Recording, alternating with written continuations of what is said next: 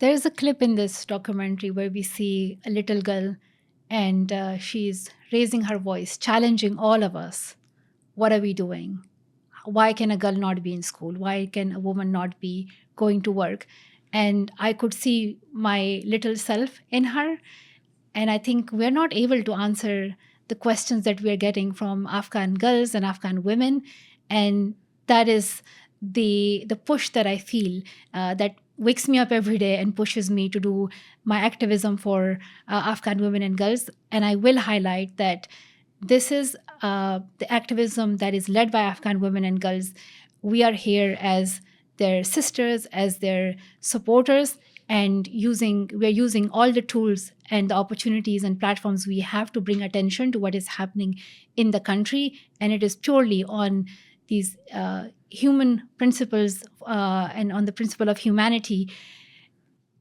And I really hope that we can show as much resilience as the Afghan women are showing.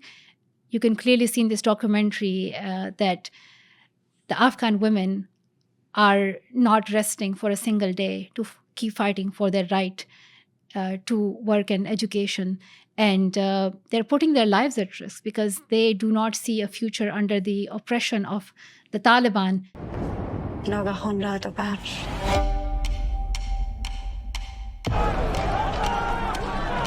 زنان طالبان گفتن که در خانه باشن. حق کار نداره، حق تحصیل نداره و Okay, so since the fall of Kabul and the takeover of Afghanistan by the Taliban in August of 2021, we've watched as the situation for women and girls in Afghanistan has beyond deteriorated. It's kind of collapsed. Women are not allowed to go to school, to go to work, to speak in public.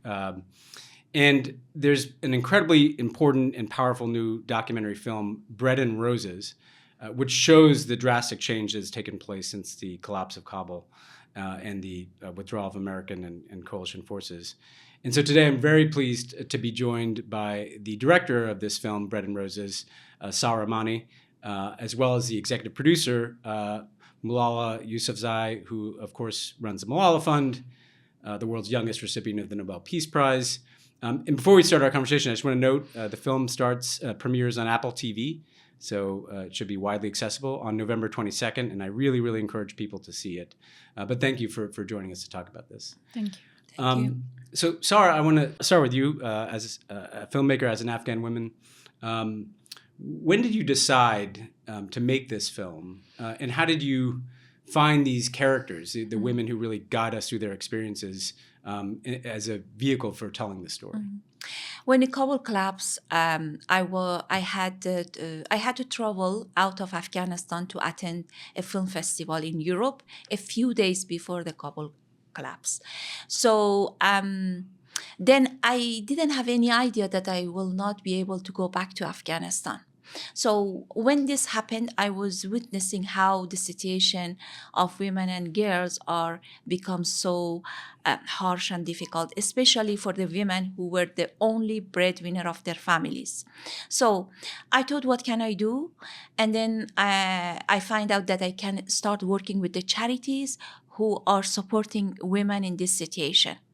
Then we provide women with the urgent needs. So after some time, they start sending me video about their daily lives and how they organizing meeting for to doing demonstration in the Kabul street and asking for their rights. So later on, I find out that they trusted me as a filmmaker to raise their voice in larger scale than just simply documenting. Mm-hmm. I was very lucky, and it was by chance that Jennifer Lawrence expressed her willingness to support this project.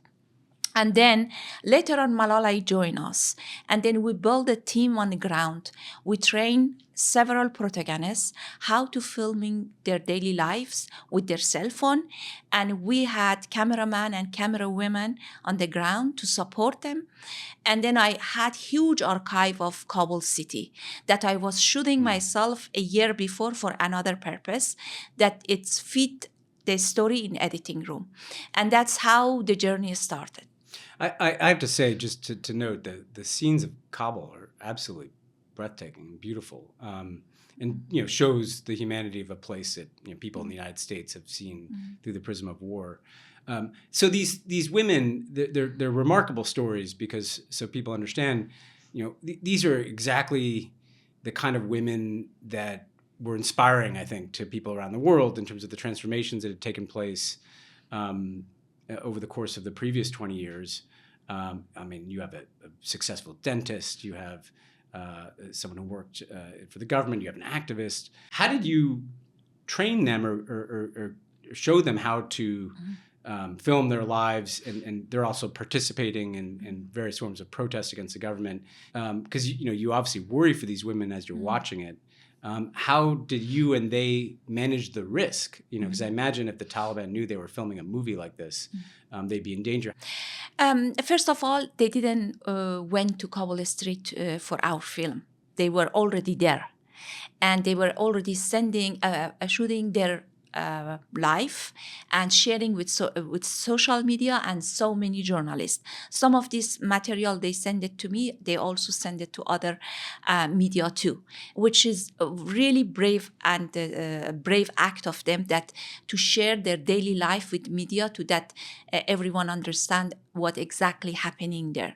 So, but we did some kind of training, how to send the material and how to take care of themselves, to that if they are arrested by Taliban and they find out about their cell phone, they face less risk. So, but I have to say that if I want to make this film now, today, it's impossible. Because as Malala mentioned it, Taliban is imposed more edicts and decrees against women since that time, and the situation getting more difficult, and it's impossible to do it right now.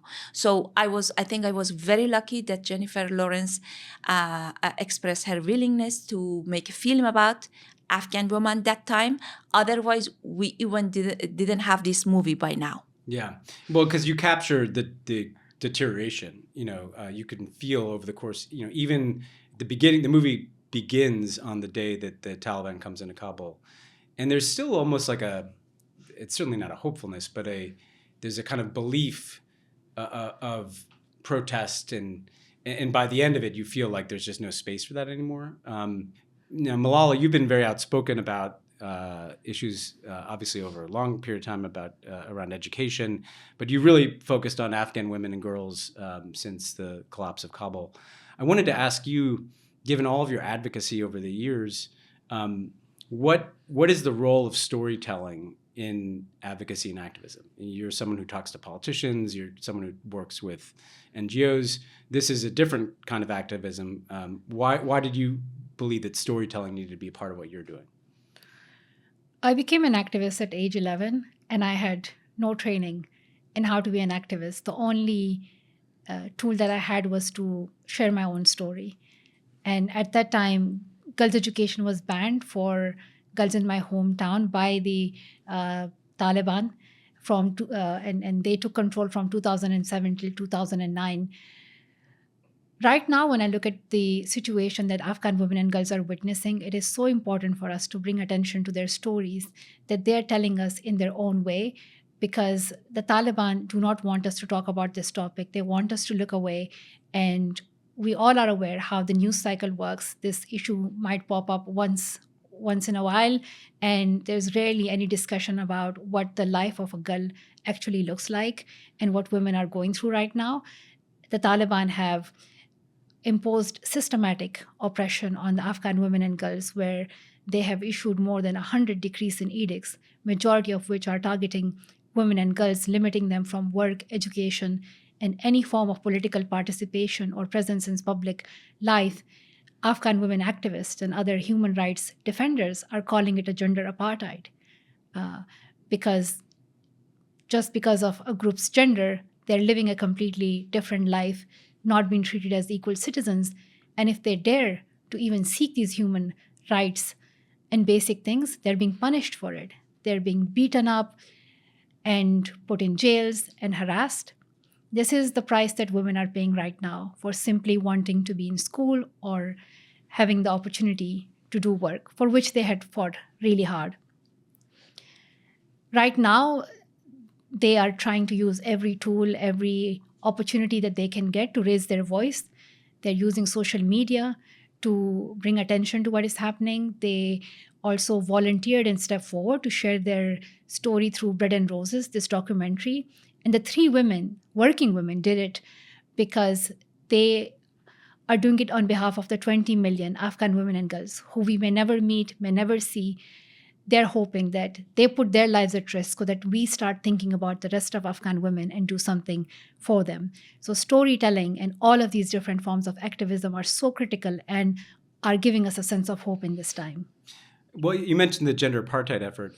We recently, or a couple of times, we've had Sahra Mani, who works at Malala Fund with you, on to talk about this effort.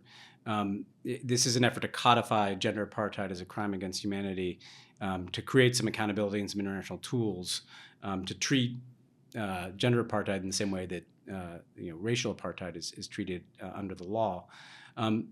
Where does that effort stand? I know that you're a part of an effort to get more and more countries to sign on. There are votes coming at the UN system.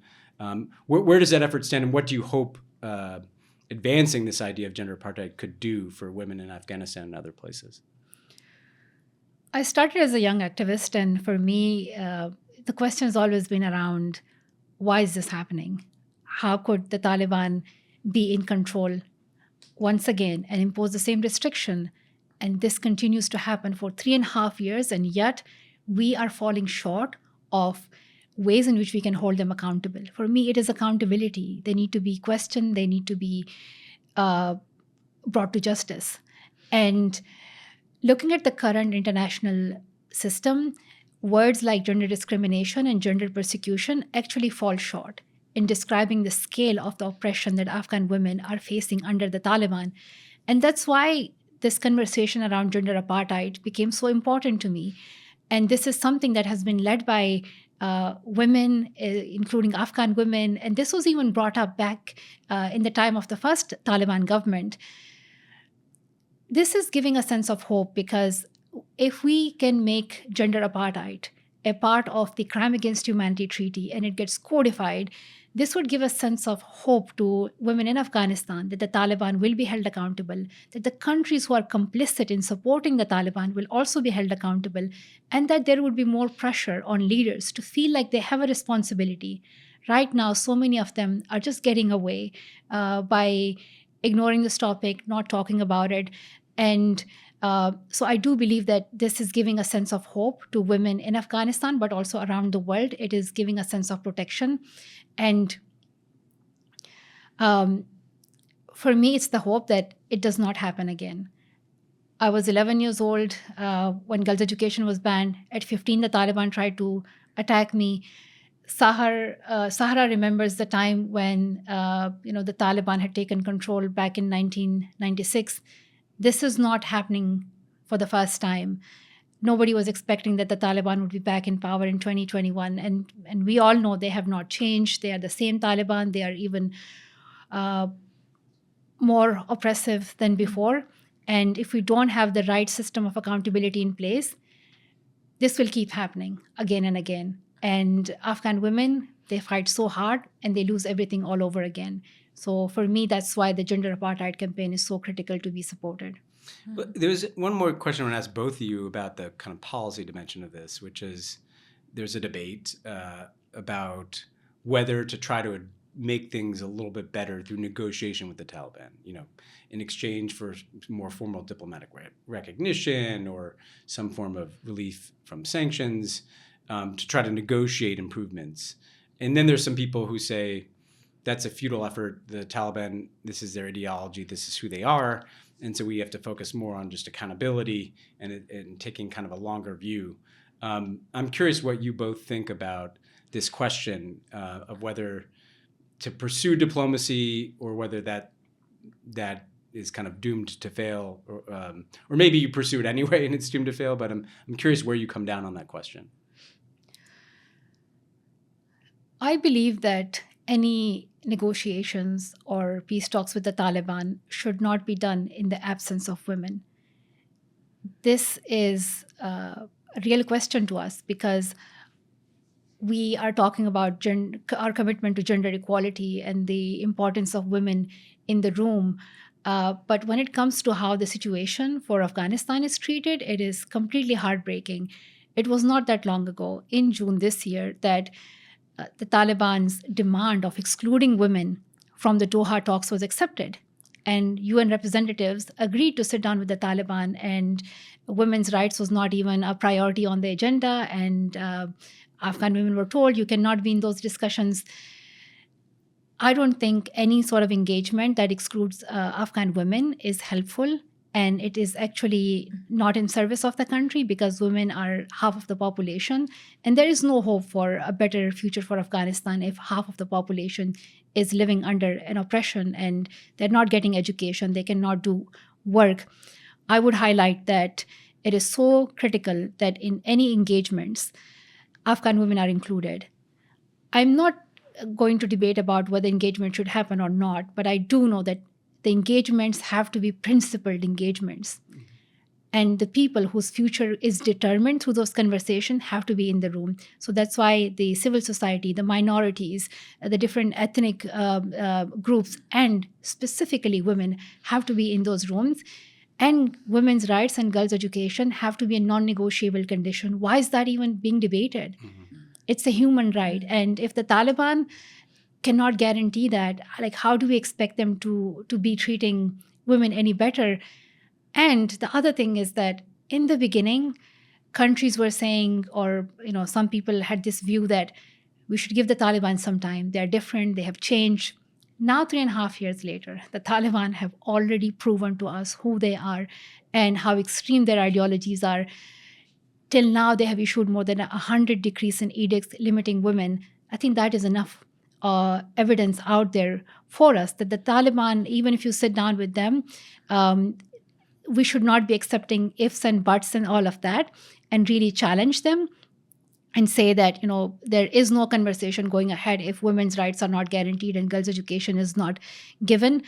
And I hope that we do not fall into this argument that sometimes comes from their side, that or those who are sympathizing with them saying that, oh, it's culture, religion. It's none of that. The true representatives of the Afghan culture are the Afghan women and the Afghan people themselves. And Afghan women within that culture have been fighting so hard to get their education. And the education system is already in line with the culture. And then with the religion, again, like I'm still trying to figure out how the Taliban in 3.5 years cannot figure out what a more Islamic education looks like. There are a dozen of Muslim countries in the world, and in none of those Muslim countries, girls are prohibited from access to school or women are systematically prohibited from work. So the Taliban are completely abusing the power that they have, using these as excuses. And I believe when it comes to the protection of women's rights, none of these excuses should be accepted. That should not even be a conversation, and these should be non-negotiable condition.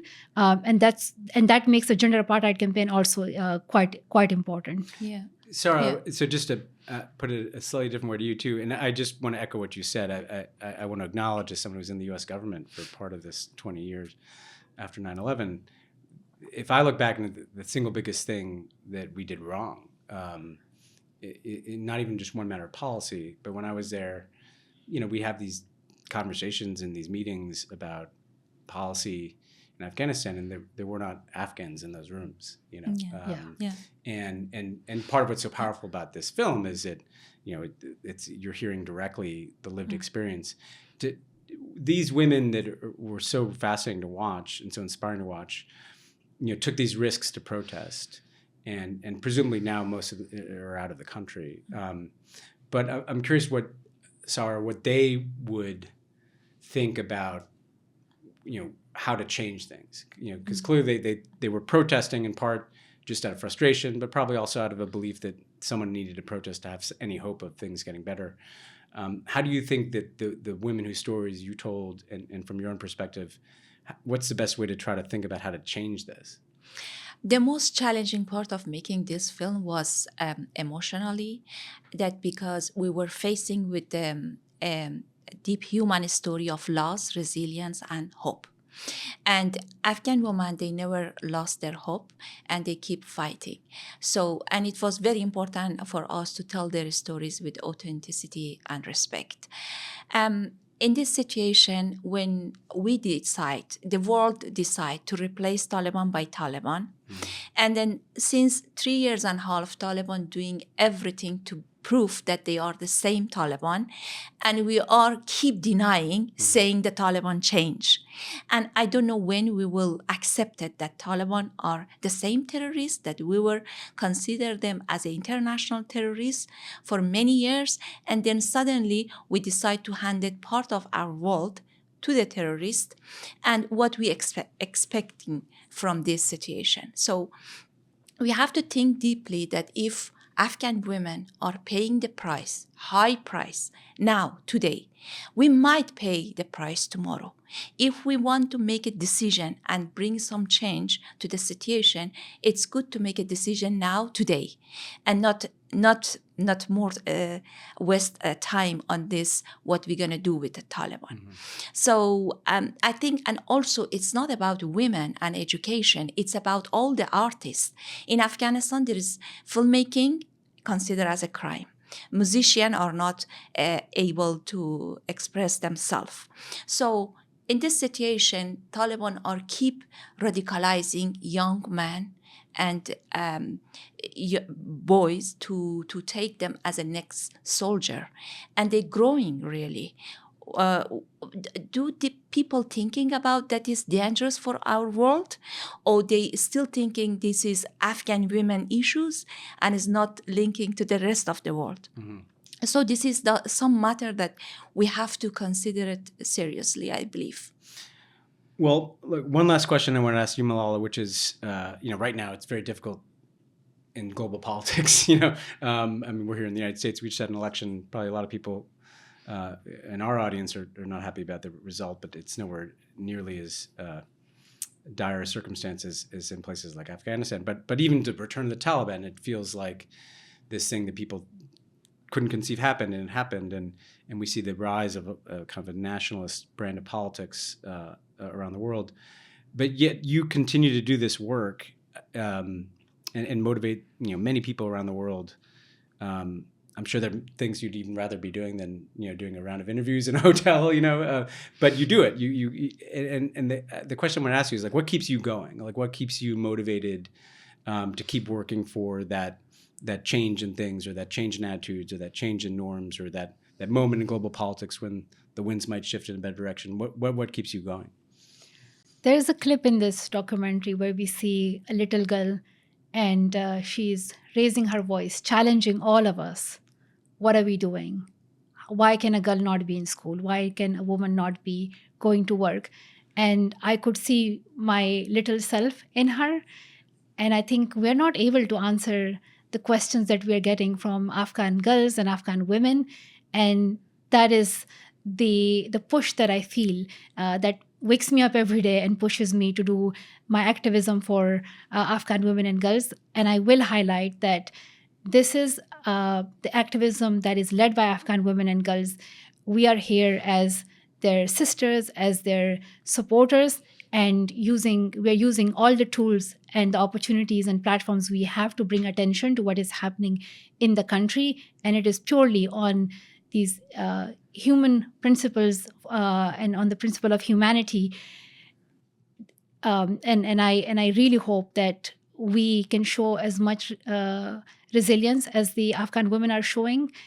You can clearly see in this documentary that the Afghan women are not resting for a single day to keep fighting for their right to work and education. And they're putting their lives at risk because they do not see a future under the oppression of the Taliban. And they know that it's worth fighting for, to see the day when they can be living under a non-Taliban government where they can practice their rights once again, and they can be back to work, they can be getting their education. And it's that hope and dream for me that schools can reopen and Afghan girls can have the rights, that girls in other parts of the world have. And in this time, I want to say that the Taliban are using everything that they can to silence women. To resist them, we have to uplift the voices of Afghan women. The Taliban are attempting to erase women from public life and make them invisible. Making the stories of Afghan women visible is a form of resistance against the Taliban. And I see this documentary a part of that resistance and activism that Afghan women are leading in opposition of the Taliban. Well, look, that's an incredibly powerful note to end on. I'm glad you raised the children, because in a way that I was kind of haunted by these children, because in some ways it's a movie about them, as much as it's about the women you're profiling. And they're so full of life and incredulity about the rights being denied them. So I really encourage people to watch Bread and Roses. It's on Apple TV. Starting November 22nd. Sahra, thank you for making such a powerful film. Malala, thank you for supporting the film and all that you're doing. And we look forward to your future films as well. Thank you. Thanks. Thank you.